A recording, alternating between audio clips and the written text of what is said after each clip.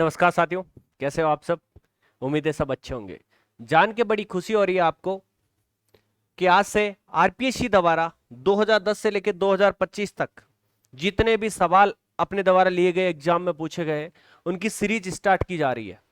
जी हाँ, आरपीएससी के पिछले 15 सालों के पेपरों में जितने भी ज्योग्राफी से संबंधित सवाल आए हैं उनके बारे में हम विस्तृत चर्चा करेंगे, एक एक सवाल को खोल के देखेंगे। इसी प्रकार हम ज्योग्राफी के साथ हिस्ट्री, कला संस्कृति और अन्य सब्जेक्ट के सवाल जो कि आरपीएससी और चयन बोर्ड द्वारा पूछे गए सवाल है उनको हम विस्तृत तरीके से आपके सामने रखेंगे। ये आपके लिए एक नया पैटर्न और एक नवाचार होगा।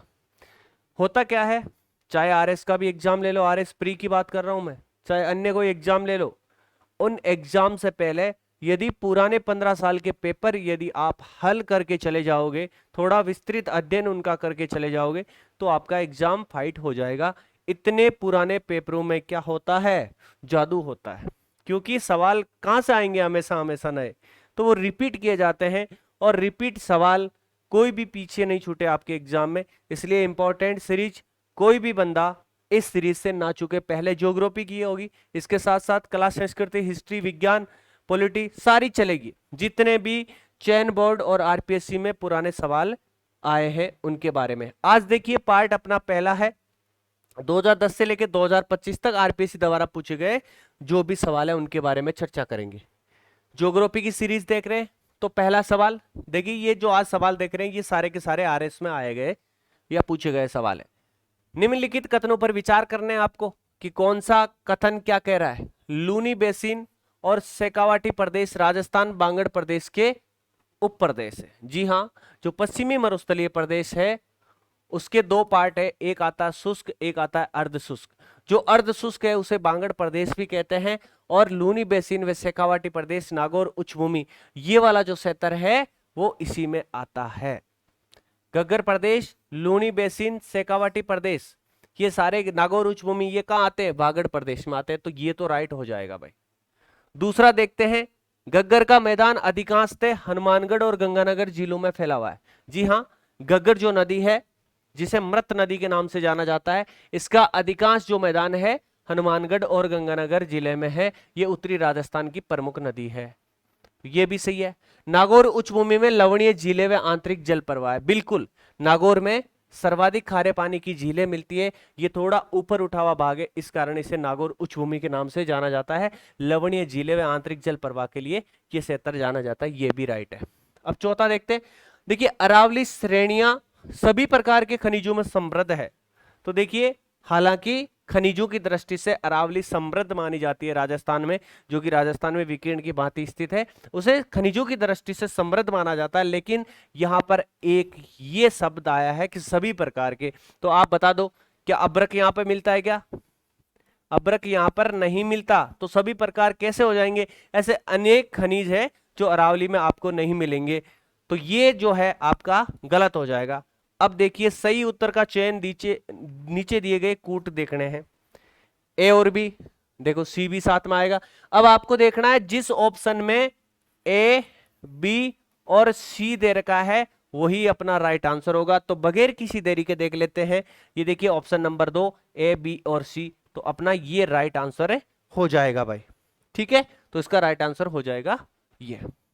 अगला सवाल लेते हैं, राजस्थान के निम्नलिखित जिले समूह का दक्षिणी पश्चिमी मानसून में औसत वर्षा के आधार पर अवरोही क्रम कौन सा है? आरोही क्रम पूछा है, अवरोही नहीं, आरोही क्रम। तो देखिए, ये अपना भारत है। भारत में जो दक्षिणी पश्चिमी मानसून है इसकी दो शाखा आती है, एक तो अरब सागरीय शाखा और एक बंगाल की खाड़ी की शाखा। बंगाल की खाड़ी की शाखा और अरब सागरीय शाखा, इसकी अरब सागरीय शाखा की 3 उपशाखा, 1, 2 और 3। तीसरी जो शाखा है वो अरावली के समानांतर उत्तर की ओर चली जाती है। इसमें राजस्थान से बारिश है, इससे राजस्थान में बारिश कम प्राप्त होती है। बंगाल की शाखा एक इधर चली जाती है, दूसरी शाखा इधर से आती हुई धीरे धीरे धीरे धीरे यहां पर ज्यादा बारिश करती है। जैसे जैसे पूर्व से पश्चिम की ओर जाती है तो इसमें बारिश की मात्रा कम होती जाती है। और राजस्थान की दृष्टि से देखें तो इससे काफी अच्छी बारिश होती है, यदि सिर्फ तुलनात्मक दृष्टि से राजस्थान की बारिश देखें तो। जैसे जैसे पूर्वी राजस्थान से पश्चिमी राजस्थान की ओर जाते हैं तो वर्षा की मात्रा कम होती जाती है। अधिकतर जो है पूर्वी राजस्थान और दक्षिणी पूर्वी राजस्थान में बंगाल की खाड़ी की जो दूसरी शाखा है उससे बारिश प्राप्त होती है। तो ये पूछ रहा है कि राजस्थान में जो दक्षिणी पश्चिमी मानसून से औसत वर्षा प्राप्त होती है उनके हिसाब से अवरोही नहीं बल्कि आरोही क्रम के जिले बताने। मतलब अधिक से कम नहीं, कम से अधिक। मतलब ऐसे कौन से जिले हैं जिनसे दक्षिणी पश्चिमी मानसून से कम से अधिक वर्षा प्राप्त होती है? तो देखिए यहां देखते हैं, जालोर, जयपुर, कोटा, जैसलमेर, बांसवाड़ा, राजसमंद, नागौर, धौलपुर, अजमेर, चूरू, बारा, भीलवाड़ा। तो आप देखोगे कई बार क्या होता है, ऐसे ऑप्शन दे रखे होते हैं तो आपको स्वविवेक से देखना होता है कि कौन सा चुने। चुने क्या, पहले देखे कौन सा उसके बाद चुनना है। तो देखिए जैसलमेर, बांसवाड़ा, राजसमंद, यहां देखिए बांसवाड़ा में ज्यादा बारिश हो रही है तो अवरोही क्रम तो नहीं बैठ रहा। यहाँ नागौर, धौलपुर, अजमेर, यहां पे भी क्रम नहीं बैठ रहा। चूरू, बारा, भीलवाड़ा, इसमें भी क्रम नहीं बैठ रहा। देखो बीच में 12 आ गया, मतलब 12 में ज्यादा बारिश होती है भीलवाड़ा और चूरू की तुलना में। तो यहां देखते हैं, देखिए जालौर में कम बारिश होती है, इससे थोड़ी अधिक बारिश होती है कहां पर, जयपुर में। और जयपुर से अधिक प्राप्त करने वाला जिला कौन सा है, कोटा है। तो इसका जो आरोही क्रम है ये हो जाएगा ऑप्शन नंबर 1, जो दक्षिणी पश्चिमी मानसून है। इस सवाल के हिसाब से इसका राइट आंसर होगा जालोर, जयपुर और कोटा। सबसे इनमें से सबसे कम वर्षा प्राप्त करता है जालोर, उसके बाद जयपुर, उसके बाद है कोटा। यदि हम संपूर्ण राजस्थान की बात करें तो पूर्वी राजस्थान वर्षा अधिक प्राप्त करता है, तुलना किसकी, पश्चिमी राजस्थान की। राजस्थान का दक्षिणी पूर्वी भाग और पूर्वी भाग अधिक वर्षा प्राप्त करता है पश्चिमी राजस्थान की तुलना में। अगला सवाल लेते हैं, जयपुर, दौसा और अलवर जिलों में किस मृदा की प्रधानता है? देखिए मृदा का वैज्ञानिक वर्गीकरण यदि हम देखें तो ये अपना है प्यारा सा राजस्थान। इसमें भी कई क्या होता है, कंफ्यूज हो जाते हैं कि जो इंसेप्टिसोल्स है, एंटीसोल्स है, वर्टिसोल्स है, अल्फिसोल्स है, ये कहाँ कहाँ मिलती है? तो देखिए एरिडीसोल्स जो वर्षा है वो सबसे पश्चिम में मिलती है। एरिडी मतलब होता है शुष्क, जो सबसे पश्चिमी इलाका है वहां पर एरिडीसोल्स मिलती है। उसके बाद जो अर्ध शुष्कीय प्रदेश है इसमें कौन सी मिलती है, एंटीसोल्स मिलती है। उसके बाद जो अरावली वाला प्रदेश है उसमें कौन सी मिलती है, उसमें इंसेप्टिसोल्स मिलती है। और ये पश्चिमी नहीं बल्कि पूर्वी राजस्थान है, इसमें कौन सी मिलती है, एल्पिसोल्स मिलती है। और दक्षिणी पूर्वी राजस्थान जो हाड़ौती प्रदेश है उसमें वर्टिसोल्स मिलती है। अब देखिए ऑप्शन में क्या पूछा है, सवाल में क्या पूछा है, जयपुर, दौसा और अलवर, ये सारे के सारे जो जिले हैं वो पूर्वी राजस्थान के जिले हैं। किधर के जिले, पूर्वी राजस्थान के जिले हैं। तो इनमें जो ये मृदा का ये वैज्ञानिक वर्गीकरण है ये वाला यही मिलेगा। तो ये कौन सा बताया मैंने, ये आपको बताया था एलपी सॉइल्स। एरिडी, एरिडीसोल्स इधर वाला हो जाएगा। ये अरावली वाला प्रदेश वाला कौन सा हो जाएगा, इंसेप्टिसोल्स। ये अर्धशुष्कीय मरुस्थलीय प्रदेश वाला कौन सा हो जाएगा, एंटीसोल्स हो जाएगा। ये वर्टिसोल्स हो जाएगा, ये एल्पिसोल्स हो जाएगा। तो इसका जो राइट आंसर होगा वो होगा एल्पिसोल्स, क्योंकि पूर्वी राजस्थान के जिले पूछे गए हैं। आगे चलते हैं, वर्ष 2021 और 22 की बात हो रही है। देश के कुल बाजरा उत्पादन में राजस्थान का योगदान कितने प्रतिशत था? तो दो सवाल जान लीजिए भाई, देश में प्रथम कौन है, देश में फर्स्ट कौन है, फर्स्ट अपना है बाजरा उत्पादन में राजस्थान है। कौन सा स्टेट है, राजस्थान है। अब देखिए जो बाजरा है, ये बाजरा किसकी फसल है भाई, ये खरीफ की फसल है ना कि रबी की फसल है। इसकी बुआई कब होती है, जून जुलाई में बुआई होती है। अभी क्या चल रहा है, जून चल रहा है, मतलब मानसून की बारिश से हुई है। अधिकतर इलाकों में हो गई है, कुछ इलाकों में नहीं हुई है। जून जुलाई में जो है इसकी फसल बोई जाती है। अगस्त को छोड़ दो, सितंबर और अक्टूबर, सितंबर और अक्टूबर में इसकी वापस क्या कटाई कर ली जाती है।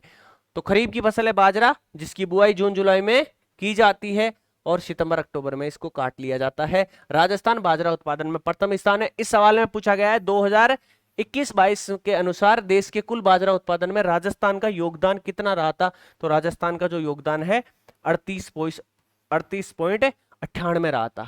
लगभग 39% देश का जो बाजरा है वो अपने राजस्थान में होता है। अब देखिए मेडटेक मेडिकल डिवाइसेस पार्क अवस्थित कहाँ है? सबसे पहले जानना जरूरी है कि ये बला है क्या। तो देखिए मेडटेक मेडिकल डिवाइसेस पार्क जो है इसमें क्या है, चिकित्सा के क्षेत्र में, चिकित्सा के क्षेत्र में काम आने वाले उपकरण निर्माण के बढ़ावे हेतु निर्मित या विकसित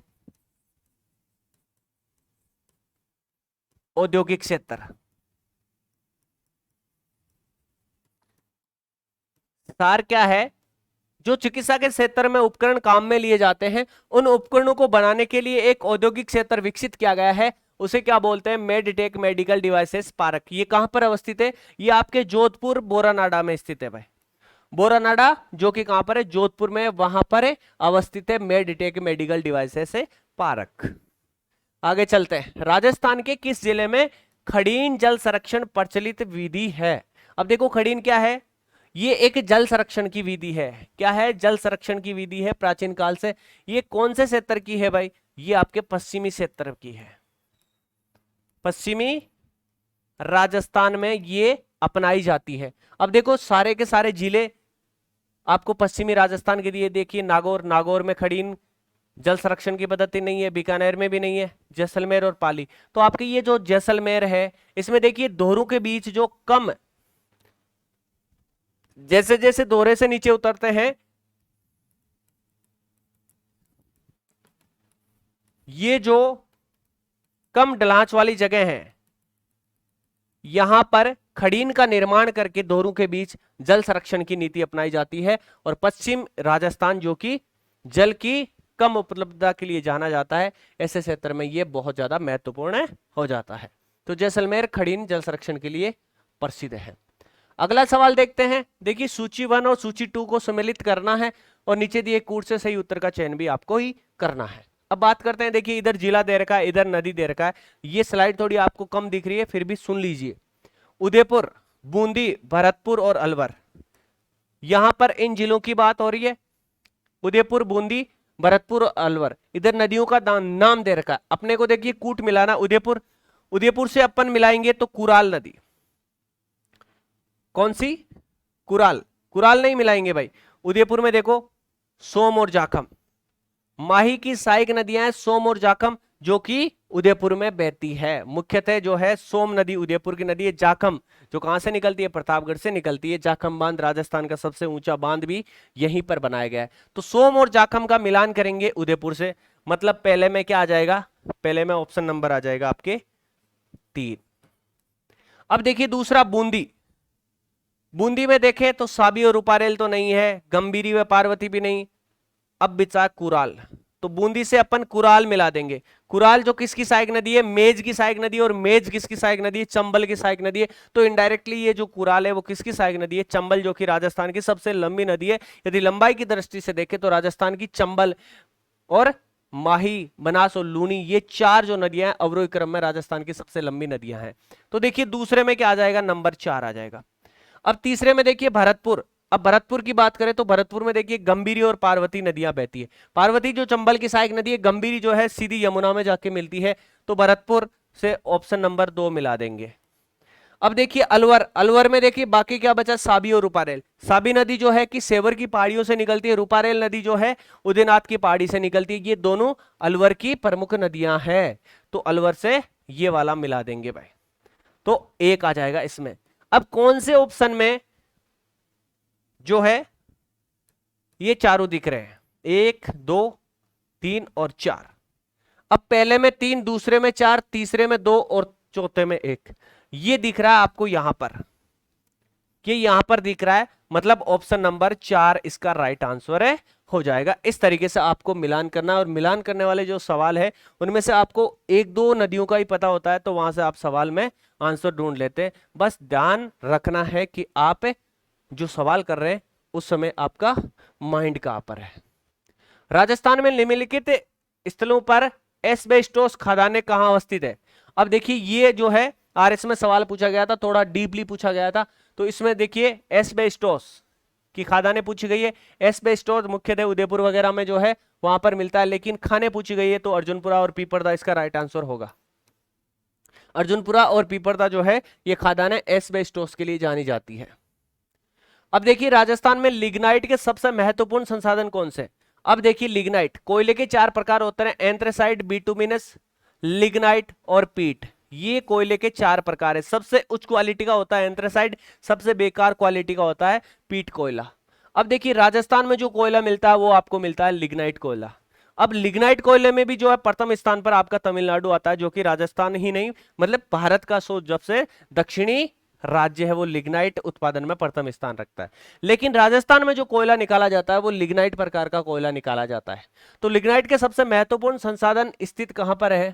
क्या पलाना, अगुचा और मेड़ता में है? देखिए ये ठीक है, ये भी ठीक बैठ जाएगा, लेकिन रामपुरा, अगुचा ये कहां पर है? ये आपके भीलवाड़ा में है और सीसा जस्ता के लिए जाना जाता है।